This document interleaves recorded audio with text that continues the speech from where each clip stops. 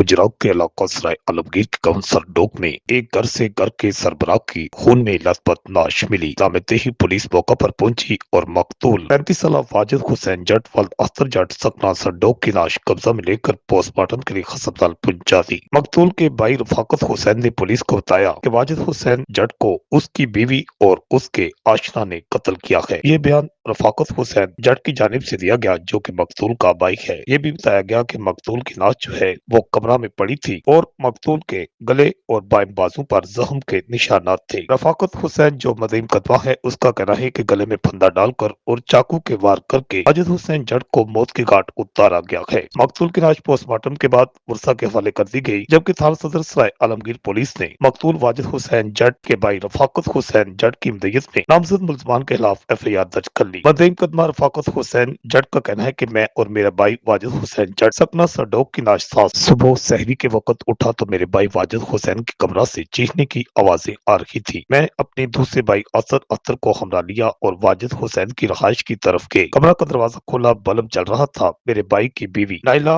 और जैन अंसारी सकना चिड़ियावाला मंडी बहाउद्दीन और दो नामलूम ने मेरे भाई को पकड़ा और उसके गले में कपड़ा डालकर जान से मारने के लिए घुमा रहे थे। ये FIR के मुताबिक है, सब कुछ बताया जा रहा। इस दौरान मुलजिम जैन ने चाकू चारपाई से उठाकर हम पर हमला आवर हो गया और धक्के देता हुआ मुलजिम जैन और नाइला चाकू दिखाते हुए मौका से फरार हो गए। मेरे भाई के गले पर निशानात और बाएं बाजू पर जख्म का निशान था। हमने शोर किया, लोग इकट्ठे हो गए। रफाकत हुसैन की मदयत में FIR दर्ज करके पुलिस ने मुख्तलिफ पहलू पर तहकीकात का आगाज कर दिया, जबकि जो मुलजमान हैं उनकी गिरफ्तारी के लिए छापों का सिलसिला भी शुरू कर दिया। याद रहे कि चंद रोज पहले ही सराय आलमगीर के इलाका में एक खातून जो है गांव बरंड में, उसने अपने आशना के साथ मिलकर अपने 3 मासूम बच्चों को भी मौत के घाट उतारा और मौका से फरार हो गई थी, जिसके बाद पुलिस ने छापा मारकर उस मुलजमा और उसके आशना को गिरफ्तार कर लिया था। मगर इसके बाद सराय आलमगीर में एक और वाकया पेश आया है। जिला गुजरात में देखा जा रहा है कि ज्यादातर कत्ल के वाकयात लोग अपने ही करीबी रिश्तेदारों के हाथों कत्ल हो रहे हैं। रिपोर्ट आकाश नियाजी।